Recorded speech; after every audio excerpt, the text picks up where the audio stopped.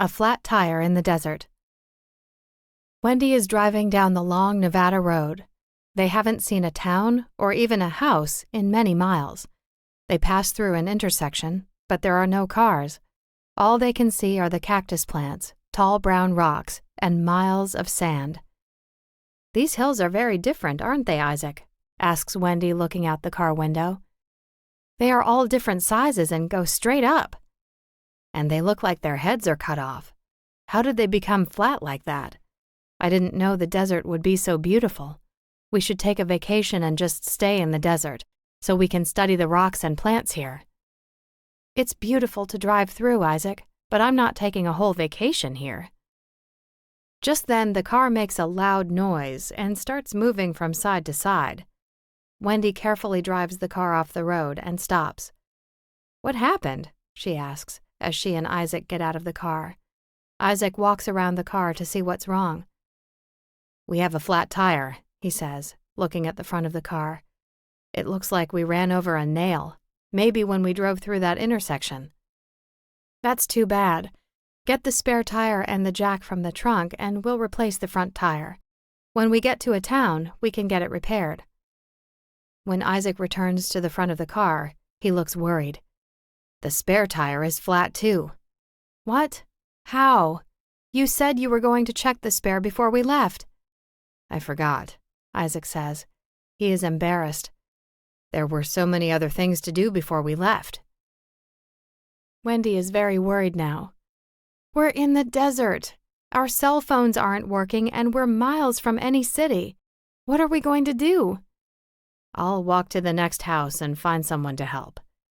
"You shouldn't walk alone," Wendy says, getting bottles of water and a backpack from the car. "We'll go together." The hot desert sun is on their faces as they walk. A vulture is flying in the white sky. They walk and walk. A brown snake moves by their feet and Isaac jumps because he doesn't like snakes. They walk and walk. The sun is near the mountains now, and the sky is turning from orange to purple. It is beginning to get cold. They have been walking for hours and it's almost night. They are very worried. "There's a light ahead," Wendy says. "I think it's a house." They run to the house. "Who's there?" says an old man from inside the house. "My name is Wendy and this is my brother Isaac. We're driving to California and our car has a flat tire. Can you help us?" The door opens. Wendy and Isaac see an old man with a cane. He looks angry.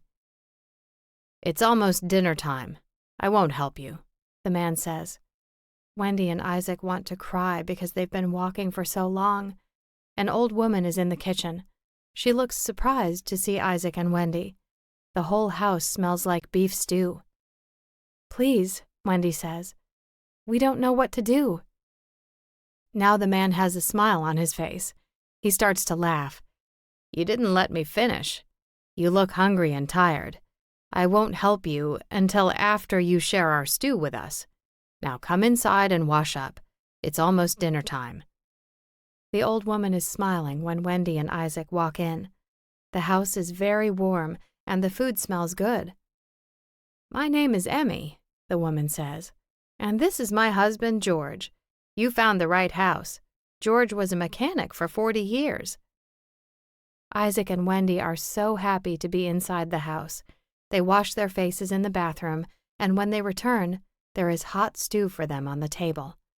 During dinner, Isaac asks George and Emmy many questions about living in the desert. He is surprised to learn how many different animals live there. After dinner, George puts a box with his wrenches and screwdrivers in his truck, and he and Isaac drive to the car. He takes out the nail from the front tire with his pliers, but can't repair the flat tire, so he repairs the spare and uses the jack to put the spare on the car.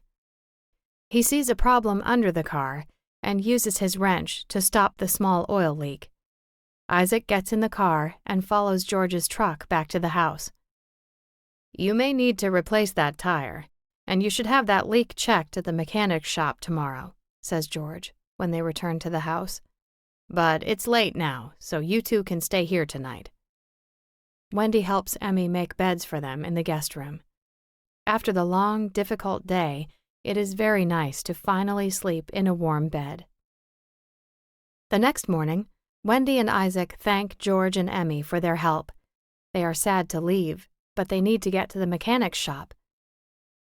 "I'm going to visit George and Emmy when I take my desert vacation," says Isaac, driving toward the town. Wendy laughs. "Well, say hello to them for me, because I'll be at the ocean.